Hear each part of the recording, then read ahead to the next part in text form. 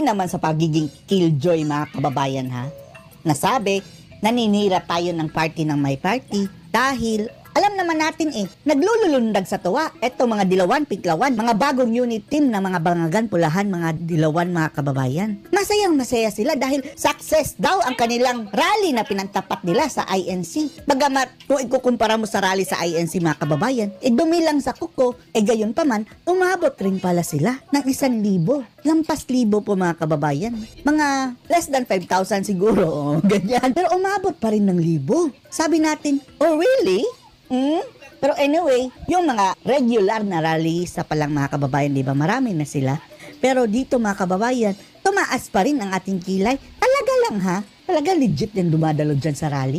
Yun pala mga kababayan. Tama ang ating hinala na etong rally ni Natrililing, mga matrimonyo, Shelo Magno, ay isa lang palang budol rally mga kababayan. Dahil bukod sa nanloko sila mga kababayan na laban ito sa korupsyon, ang kanilang pinopronta ay impeach VP Sara. At nung nag-interview etong kanilang kakamping media mga kababayan, take note ha, media pa yan ng mga dilawan, Rappler, nabisto na ang dumadalo pala sa rally mga kababayan ay hindi nga nila alam kung bakit sila nandyan.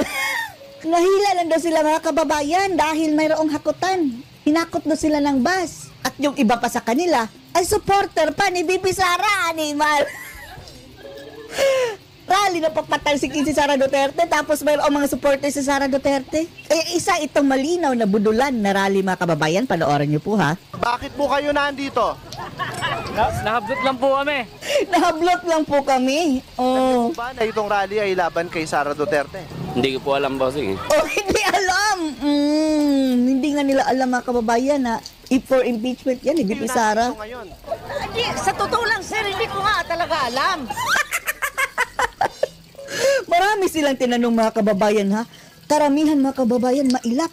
Oh, no. Oh, nagtatakip pa ng mukha. Tingnan yung ilan nagtatakip ng mukha, nagmask, tapos naka-shades. At yung mayroong sumagot mga kababayan, sumagot ng katotohanan, hindi namin alam kung bakit kami nandito. Ano po sa inyo ang pabor kay Sara Duterte dito? Oh, mayroon pa nga pabor. Oh, 1, 2, 3. Oh, malamang yung iba mga kababayan nagtatakip ng mukha. Pabor pa yan kay Sara Duterte. Nahiya lang dahil baka bawiin. Yung kanila, ano kaya ang ibinigay sa kanila, no? Siguro mga kababayan, mayroon din mga talentiyan. Magkano nga ba yan? Tapos siguro pinangakuan ng ayuda, pinangakuan ng kung ano-ano, akap, lingap. Kaya napilitang magpunta kahit hindi nila alam. Mayroon pa nga supporter si Sara, oh.